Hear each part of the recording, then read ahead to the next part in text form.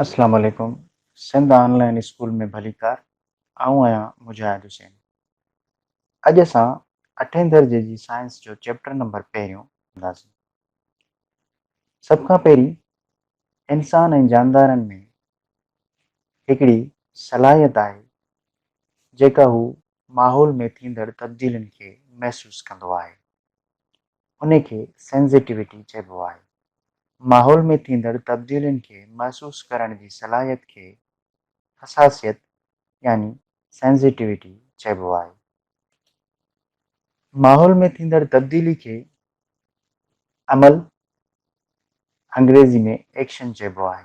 माहौल में जेके बि तब्दीलियूं थियनि थियूं उन्हनि खे एक्शन चइबो आहे। माहौल में थींदड़ तब्दीली इंसान जे हवासनि यानी सेंस ऑर्गन्स ऐं दिमाग़ यानी ब्रेन जे वसीले महसूसु थींदी आहे।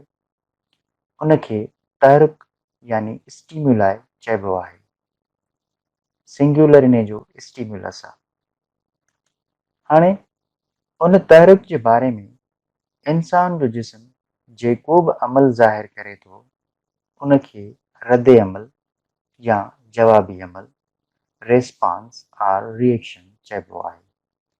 हाणे असां इहे जेको बि पढ़ी आया आहियूं सेंसिटिविटी, एक्शन, स्टिमुलाई, रेस्पॉन्स और रिएक्शन, इन्हनि खे मिसाल ॾेई सम्झूं।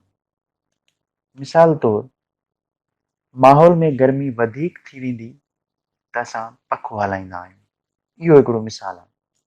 हाणे माहौल में गर्मी जो वधणु हिकु अमल एक्शन आहे। उन खां पोइ इंसान जे जिस्म मां पघर जो अचणु तहरुक यानी स्टिमुलाई आहे। उन खां बाद में असां पखो हलाईंदा आहियूं। इहो रद अमल या जवाबी अमल आहे रेस्पॉन्स और रिएक्शन। हाणे माहौल में गर्मी जो वधी वञणु एक्शन, असांजे जिस्म मां पघर निकिरणु स्टिमुलाई। उन खां पोइ असां पखो हलाईंदा आहियूं। इहो रद अमल या जवाबी अमल जंहिंखे रेस्पॉन्स और रिएक्शन चइबो आहे। हाणे इंसान जा एहसासी उज़वा यानी सेंसरी ऑर्गन्स ख़ासि क़िस्मनि जे जीवघड़नि जा ठहियल हूंदा आहिनि जिन खे खाबरू जीवघड़ा रिसेप्टर सेल्स चइबो आहे। हाणे एहसासी उज़वा कहिड़ा आहिनि? नंबर पहिरियों चमड़ी आहे। चमड़ी असांखे गर्मी पद टेम्परेचर, दबाव यानी प्रेशर, सूर यानी पेन ऐं छुहण यानी टच वारा खाबरू जीवघड़ा मौजूदु हूंदा आहिनि।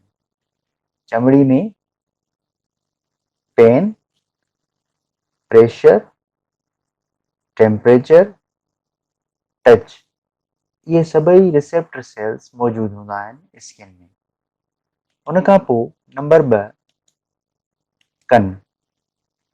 कन में आवाज़ महसूसु करण जा रिसेप्टर सेल्स मौजूदु हूंदा आहिनि। कन सां असां जेका बि माहौल में आवाज़ थींदो आहे उहो असां ॿुधी सघंदा आहियूं, उहो इन्हनि सेल्स जे करे। उन खां पोइ नक जंहिंखे अंग्रेज़ी में नोज़ चइबो आहे, उहो बुई यानी स्मेल महसूसु करण जा खाबरू जीवघड़ा उन्हनि में मौजूदु हूंदा आहिनि। हाणे नक सां असां जेका बि माहौल में स्मेल या फ्रेग्रेंस बू या ख़ुशबू हूंदी आहे त असां उहा नक जे ज़रिए महसूसु कंदा आहियूं। उन खां बाद में ज़बान यानी टंग, उहा उन में सवादु यानी टेस्ट महसूसु करण वारा खाबरू जीवघड़ा मौजूदु हूंदा आहिनि। हाणे जेको बि असां सवादु वठंदा आहियूं उहो ज़बान जे ज़रिए वठंदा आहियूं। अगरि ज़बान न हूंदी त उहो सवादु न वठी सघंदासीं। हाणे ज़बान में रिसेप्टर सेल्स टेस्ट जा मौजूदु आहिनि इन जे करे। उन खां बाद में नंबर 5 अखि। हाणे अखि रोशनी महसूसु करण जा खाबरू जीवघड़ा यानी रिसेप्टर सेल्स मौजूदु हूंदा आहिनि। हाणे जेकॾहिं असांजी अखि खुलियल आहे त रोशनी नज़र ईंदी, रोशनी में असांखे सभु कुझु नज़र ईंदो। जेकर असांजी अखि बंदि आहे त असांखे कुझु ई कोन, रुॻो डार्कनेस, अंधारी नज़र ईंदी। यानी रोशनी महसूस करण जे लाइ अखि असां वटि आहे, इन में रिसेप्टर सेल्स लाइट जा महसूस करण वारा मौजूदु आहिनि।